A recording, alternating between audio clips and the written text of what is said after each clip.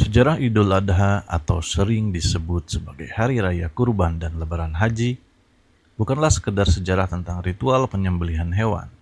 Lebih dalam dari itu, ia adalah rekam jejak monumental tentang revolusi tauhid, kepasrahan total, dan penghapusan tradisi biadab peradaban kuno. Untuk memahami Idul Adha secara mendalam, kita harus menelusurinya dari 3 fase utama. Fase ujian Nabi Ibrahim alaihissalam, fase penyimpangan jahiliyah, dan fase kesempurnaan syariat oleh Rasulullah Muhammad Sallallahu Alaihi Wasallam.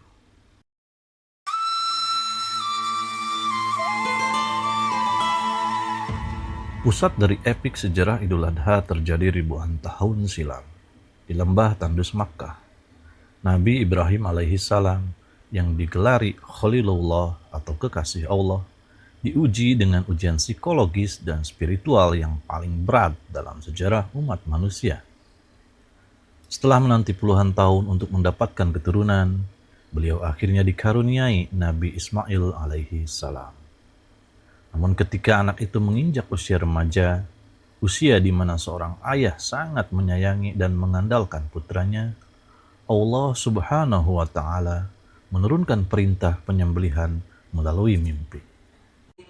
فلما بلغ معه السعي قال يا بني إني أرى في المنام أني أذبحك فانظر ماذا ترى قال يا أبت افعل ما تؤمر ستجدني إن شاء الله من الصابرين. Ketika pisau sudah di leher Nabi Ismail dan keduanya telah berserah diri sepenuhnya, Allah Subhanahu wa Ta'ala mengintervensi. Allah menggantikan Ismail dengan seekor domba atau sembelihan yang besar, gibas. وفديناه بذبح عظيم. Peristiwa ini adalah proklamasi penghapusan human sacrifice atau pengorbanan manusia yang lazim dilakukan oleh peradaban kuno seperti suku Aztec, Inka, atau penganut pagan di Timur Tengah untuk menenangkan para dewa. Allah Subhanahu wa Ta'ala menetapkan bahwa nyawa manusia itu suci dan Dia tidak menghendaki darah manusia sebagai sesembahan. Ujian tersebut murni untuk melihat apakah cinta Nabi Ibrahim kepada Allah mengalahkan cintanya kepada materi dan keluarga.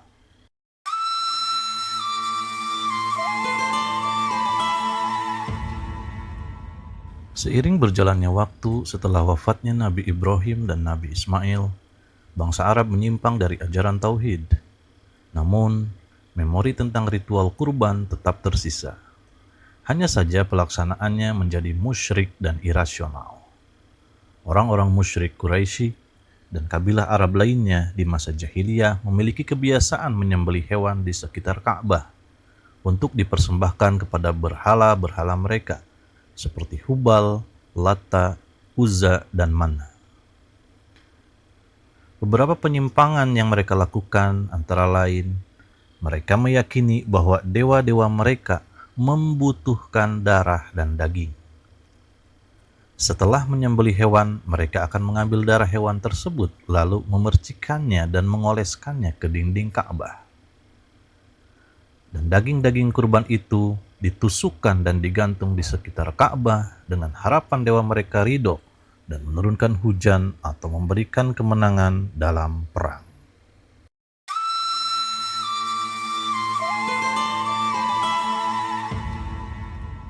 Ketika Nabi Muhammad SAW hijrah ke Madinah, beliau mendapati penduduk Madinah memiliki 2 hari raya, yaitu Nairuz dan Mahrojan, yang diisi dengan pesta pora peninggalan tradisi Persia.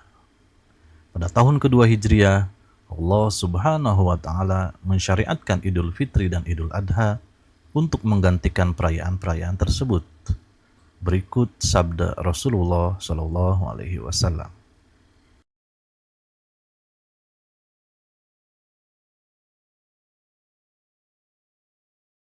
Islam datang dan meruntuhkan konsep kurban kaum pagan. Allah Subhanahu wa Ta'ala menurunkan ayat yang sangat tegas untuk menghapus kebiasaan mengoleskan darah ke dinding Ka'bah. Berikut firman Allah Subhanahu wa taala dalam Quran surat Al-Hajj ayat 37. لن ينال الله لحومها ولا دماؤها ولكن يناله التقوى منكم كذلك سخرها لكم لتكبروا الله على ما هداكم وبشر المحسنين.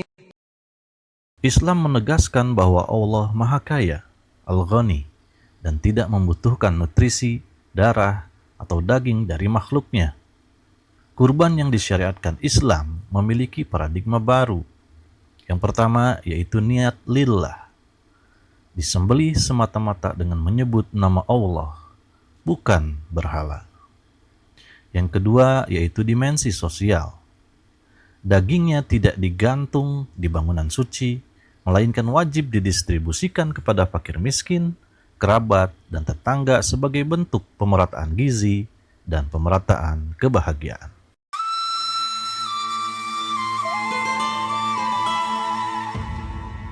Secara terminologi, kata kurban berasal dari kata koruba yakrubu kurbanan, yang berarti dekat atau mendekatkan diri. Dari akar kata sejarahnya, Idul Adha membawa pesan mendalam bagi setiap individu muslim hingga akhir zaman. Makna dari kurban itu sendiri adalah pertama, menyembelih sifat kehewanan. Hewan yang disembelih pada 10 Zulhijjah hanyalah simbol. Hakikat sebenarnya adalah perintah untuk menyembelih sifat-sifat kehewanan yang bersarang di dalam diri manusia, seperti keserakahan, egoisme, amarah, syahwat liar, dan ketamakan terhadap dunia. Yang kedua adalah membunuh kecintaan duniawi dalam diri kita. Setiap orang memiliki kecintaan duniawi di dalam hidupnya. Kecintaan duniawi ini adalah hal yang paling kita cintai di dunia yang seringkali membuat kita lalai dari Allah Subhanahu wa taala. Entah itu harta, jabatan, bisnis, popularitas, atau keluarga. Idul Adha mengingatkan bahwa jika sewaktu-waktu Allah memintanya kembali, kita harus siap mengikhlaskannya seperti kepasrahan Nabi Ibrahim alaihi salam. Idul Adha adalah monumen sejarah yang mengabadikan bahwa kemenangan sejati, Id, hanya bisa diraih melalui jalan pengorbanan, Adha. Semoga video ini bermanfaat. Apabila Anda suka dengan video ini, bantu kami dengan klik subscribe, like, dan komen. Juga share video ini agar semakin banyak ilmu dan kebaikan yang tersebar. Wallahu a'lam bishawab. Assalamualaikum warahmatullahi wabarakatuh.